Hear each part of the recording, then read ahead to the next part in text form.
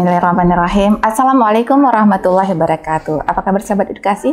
Senang sekali bisa berjumpa kembali dengan kami tim promosi kesehatan rumah sakit dalam acara Tanya Kesehatan, Syarat Informasi dan Solusi untuk Kesehatan Anda. Baik sahabat edukasi, dalam rangka memperingati Hari Kusta Sedunia yang jatuh setiap tanggal 30 Januari, dan pada tahun ini WHO telah menetapkan tema yaitu United for Dignity, yaitu bersatu untuk bermartabat. Nah, untuk meningkatkan kesadaran manusia tentang penyakit kusta ini, hari ini kita akan melakukan bisik, yaitu bincang asik bersama dokter spesialis kulit dan kelamin, yaitu Dr. Nanda Erlia SPKK.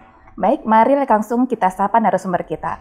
Assalamualaikum dokter. Waalaikumsalam. Sehat ya dok? Alhamdulillah sehat. Baik dokter, hari ini kita akan berbincang-bincang sedikit tentang penyakit kusta dan peringatannya. Baik, Hari Kusta ini diperingati secara internasional ya dok ya? Iya betul. Jadi informasi tentang penyakit kusta ini berarti harus diketahui oleh semua orang. Iya. Sebenarnya sejauh mana sih dok, seserius apa penyakit kusta ini? Baik, terima kasih atas pertanyaannya. Bahwa penyakit kusta ini adalah penyakit yang telah lama ya, bertahun-tahun diderita oleh umat manusia baik di Indonesia maupun di luar negeri. Yang paling ditakutkan adalah kecacatan yang ditimbulkan atau komplikasi yang ditimbulkan karena penyakit kusta itu sendiri. Itu yang memang terlihat secara fisik agak menakutkan, Kak Eka. Sehingga beberapa masyarakat khawatir dan takut bila bertemu dengan pasien kusta dengan komplikasi kecacatan tersebut. Dan karena gejala awalnya itu sering tidak diketahui, maka beberapa pasien itu terlambat berobat. Ya, dan begitu dia berobat, minum obat tidak teratur, menimbulkan kecacatan. Nah, itulah yang menjadi stigma mungkin di masyarakat ya. Sehingga PR kita sebagai tenaga kesehatan untuk mengeliminasi kusta ini masih panjang ke depan, dan untuk itu dunia ya, Indonesia juga memperingati Hari Kusta setiap tahunnya, tepatnya pada tanggal 30 Januari. Iya, berarti efeknya yang ditakutkan ya dok ya. Betul. Baik, bisa dijelaskan dokter sebenarnya penyakit kusta ini apa dan apa penyebabnya? Iya, jadi penyakit kusta adalah penyakit yang disebabkan oleh kuman kusta ya, namanya Mycobacterium leprae, yang primernya dia menyerang saraf, ya, kemudian bisa menyerang kulit dan juga organ-organ lain dari tubuh seseorang. Iya, berarti untuk tanda dan gejalanya sendiri bagaimana dok? Iya, untuk gejalanya pada tahap awal ya ditemukan adanya bercak ya, bercak berwarna putih atau kemerahan atau agak merah gelap pada kulit yang mati rasa. Tidak nyeri, tidak gatal, tidak ada bulu atau rambut, kemudian kulitnya tidak bisa menghasilkan keringat di area tersebut. Di area merah itu? Iya, itu tanda awal. Untuk awal. tanda lanjut, bila sudah terjadi kerusakan pada saraf karena tidak diterapi dengan baik, maka menimbulkan gangguan pada telapak tangan atau pada telapak kaki. Gangguannya berupa jari-jari kiting, jadi yang membengkok, kemudian atau mengalami pemendekan atau bahkan mutilasi, putus-putus. Itu mungkin yang agak menyeramkan di masyarakat. Di masyarakat, baik. Berarti sebegitu seseriusnya ya dok ya. Iya, sebenarnya mudah atau sulit untuk mengobatinya dok? Ya, jadi pengobatan kusta ini tergantung jenis penyakit kustanya. Ada yang tipe basah dan tipe kering, Kak Eka. Jadi yang tipe kering itu kumannya tidak terlalu banyak ya. Pengobatannya selama 6 bulan. Sedangkan tipe basah selama 1 tahun. Obatnya tidak harus dibeli, disediakan oleh WHO dan oleh pemerintah kita. Jadi ada stoknya di Fasiankes, baik di puskesmas maupun di rumah sakit. Syaratnya bahwa penderita harus meminum obat tersebut setiap hari selama 6 bulan atau 12 bulan tergantung tipe penyakitnya. Kalaulah diminum secara teratur, insya Allah bisa sembuh. Oh iya, sebenarnya pengobatannya mudah didapat ya dok ya. Ya, Dan betul. baik, sebenarnya penyakit ini menular atau tidak dok? Iya, jadi kusta ini bisa menular. Ya, penularannya melalui saluran nafas ya, melalui batuk atau bersin misalnya, ya, Berarti air droplet. pollution, Iya, droplet. droplet dan terhirup oleh orang normal. Di mana bila orang normal tersebut daya tahan tubuhnya sedang turun. Oh, berarti tergantung imunitas seseorang. Iya, hanya 5% saja yang tertular. Hanya 5%. Iya. Berarti tidak mudah untuk menular ya dok ya? Iya, betul sekali. Jadi untuk penularan itu butuh waktu yang lama dan kontak yang sangat erat. Misalkan tinggal serumah, beliau yang membawa kuman kusta di badannya itu dan belum diterapi, batuk, bersin dan sebagainya, tidak memakai pelindung masker, ya. Jadi itu bisa menularkan anggota rumah bila daya tahan tubuh anggota rumah yang lain kurang bagus. Iya, untuk penyakit kusta ini sendiri, kalau di Rumah Sakit Zainal Abidin, layanan apa saja yang dapat diterima dok? Iya, jadi di Poli Kulit dan Kelamin RSUD ZA kita memang memberikan layanan untuk pasien-pasien kusta ya, Senin sampai Jumat setiap hari, dan yang sering kita terima adalah rujukan dari Fasiankes ya, dari puskesmas atau rumah sakit tipe B atau tipe C dengan komplikasi. Jadi yang sering kami dapat di sini adalah pasien-pasien dengan reaksi kusta. Itu membutuhkan penanganan yang lebih serius dan dalam pengawasan dokter. Kemudian pada hari tertentu kami memberikan demonstrasi kepada pasien tentang POD, Prevention of Disability, bagaimana mencegah kecacatan pada penderita kusta. Yang kemarin baru kami lakukan edukasi kelompok seperti focus group discussion. Ya, kita saling bercerita ya, testimoni apa yang dirasakan oleh pasien, bagaimana selama pengobatan, sehingga saling berbagi. Itu yang selama ini kita berikan pelayanannya di RSU ZA. Berarti untuk pemeriksaannya lengkap ya dok ya? Iya, pemeriksaan fisik kita lakukan di ruang periksa. Kemudian untuk laboratorium kita ada laboratorium mini dengan tenaga analis yang bisa melakukan pemeriksaan bakteri, bakterial index dan morfologi index. Iya, berarti untuk penderita kusta ini perlu pendamping minum obat juga ya dok? Iya, jadi kita lihat dulu apakah pasiennya well educated ya, artinya memiliki tingkat pendidikan yang baik atau agak kurang gitu ya. Pada saat pertama sekali kita memberikan obat kusta, kita akan memfasilitasi pasien untuk minum obat di depan kita, di depan petugas ya. Selanjutnya kita beri edukasi bagaimana cara meminum obat di rumah sampai 1 bulan, dan 2 hari atau ya beberapa hari sebelum obat habis kita anjurkan beliau untuk kontrol kembali untuk mengambil obat untuk bulan berikutnya. Oh begitu, baik dokter.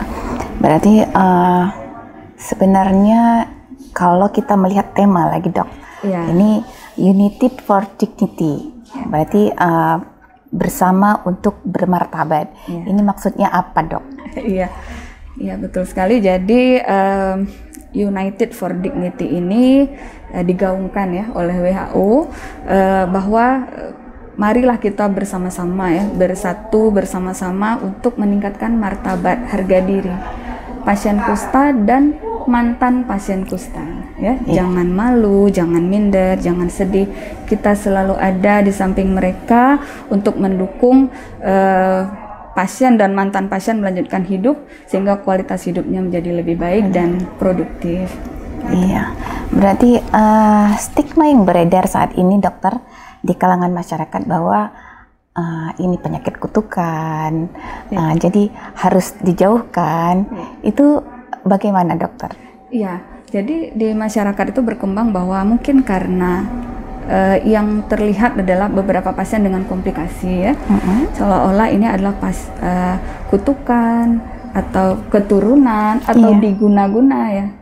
Iya dok. Ya, atau banyak karena pengaruh makanan gitu ya dan sebagainya. Itu sebenarnya tidak ada dan tidak benar ya. Jadi penyebabnya memang ada, yaitu Mycobacterium leprae, jadi bakteri. Dan itu memang begitu dia menyerang tubuh seseorang, dia bereplikasi dengan cukup cepat dan banyak, sehingga makanya kumannya banyak ditemukan di tubuh penderita, sehingga pengobatannya pun jadi panjang. Itu yang harus kita terus sampaikan ke masyarakat, bahwa jangan didiskriminasikan pasien kusta. Beliau juga seperti kita, hanya takdirnya mungkin saat ini tertular Mycobacterium leprae dan insya Allah bisa sembuh. Beberapa pasien kita yang kita obati sembuh ya. Iya, kalau dijauhi otomatis dia nggak mau berobat ya dok ya. Jadi lebih panjang menutupi penyakitnya. Beliau malu. Dia malu, tapi resiko menularkan juga lebih rentan ya dok ya. Iya, jadi kalau belum diobati sangat banyak bakteri di tubuhnya, dan itu apalagi beliau tidak memakai masker atau pelindung, itu pada saat batuk, bersin sangat mudah menulari ke orang lain. Iya, itu perlunya dukungan ya dok ya. Iya, dukungan dari keluarga sangat penting. Makanya kita kalau memberikan edukasi kepada pasien dan juga anggota rumah yang sehari-hari mendampingi pasien. Baik, jika satu keluarga itu terkena positif kusta, berarti anggota lainnya wajib periksa ya dok ya? Ya, kita anjurkan demikian ya, agar anggota keluarga bisa mengunjungi fasilitas kesehatan untuk kita lakukan pemeriksaan fisik dulu. Kita lihat tanda-tanda 5 tadi ya, bercak mati rasa dan sebagainya. Kalau tidak ada ya sudah, berarti aman. Tapi kalau ada ke arah sana, kita anjurkan pemeriksaan laboratorium, bakterial index, morfologi index. Seandainya pun ada anggota keluarga yang tertular, kita akan anjurkan untuk minum obat. Ya, untuk faktor resikonya dok, itu siapa saja sih dok yang paling beresiko tertular penyakit kusta ini? Laki-laki atau perempuan? Ya, jadi insidensi ya, prevalensinya bahwa laki-laki memang lebih banyak yang menderita kusta dibanding yang perempuan ya. Faktor resikonya adalah pada sekelompok orang-orang yang dengan lingkungan atau kondisi kehidupan sehari-harinya yang sosioekonominya rendah ya, karena gizinya juga kurang terjamin sehingga daya tahan tubuh atau imunitasnya rendah, itu rentan sekali untuk tertular kuman kusta. Ya, berarti kalau di masa pandemi saat ini dokter, apakah ada peningkatan untuk prevalensi kusta ini dok? Ya, jadi yang data yang ada di kita bahwa justru pada saat pandemi penemuan kasus baru malah turun. Turun karena ya tidak berobat mungkin ya. Oh iya, bisa tidak jadi. berobat. Kalau dulu takut ke rumah sakit dok. Iya, takut ke rumah sakit sehingga beberapa yang berobat juga putus pengobatannya ya. Yang kasus-kasus baru tidak bisa ditemukan seaktif sebelum pandemi gitu. Jadi agak terjadi penurunan penemuan kasus baru. Iya, apakah pengkonsumsian minum obat selama 6 bulan itu seperti obat TB dok? Iya, betul. Satu hari lupa atau tidak minum, ulang kembali? Iya, jadi dia blister ya, obat blister. Ada ditulis hari-harinya, hari pertama, kedua, dan seterusnya sampai 1 bulan. Diharapkan tidak lupa membuat alarm atau diingatkan oleh anggota keluarganya. Iya, Masya Allah. Baik dokter, berarti untuk penyakit kusta sendiri pasti ada cara untuk tercegah agar kita tidak tertular dokter. Mungkin yang terakhir dokter bisa memberikan sedikit tips untuk kita untuk tercegah dari penularan kusta. Iya, baik sahabat edukasi semua, bahwa yang bisa kami sampaikan, kita harus sama-sama mengenali tanda-tanda kusta ya. 5 tanda, yaitu adanya bercak mati rasa, tidak gatal, tidak nyeri, tidak ada tumbuh bulu atau rambut, dan tidak berkeringat di area tersebut. Jika ada keluhan tersebut, segera datang berkunjung ke Fasiankes terdekat untuk bisa kita lakukan pemeriksaan lebih lanjut. Nah, yang keduanya untuk bisa tercegah ya dari penularan kusta, kita harapkan bahwa sedini mungkin bayi-bayi mendapat vaksinasi BCG karena juga bisa menurunkan prevalensi untuk terkena kusta ya, karena bakterinya sama ya. Kemudian Yang ketiganya adalah bila ada anggota keluarga yang memang memiliki tanda-tanda tersebut, tolong dibawa berobat dan segera kita beri obat yang tepat. Harapannya pasien patuh terhadap obat sehingga tidak berlanjut dengan komplikasi yang lain, gitu ya. Untuk anggota keluarga harap menjaga imunitas tubuhnya sehingga tidak mudah tertular bila ada anggota keluarga yang menderita kusta. Nah, bila ada anggota keluarga kita atau tetangga kita yang menderita kusta, tolong jangan dikucilkan, ya.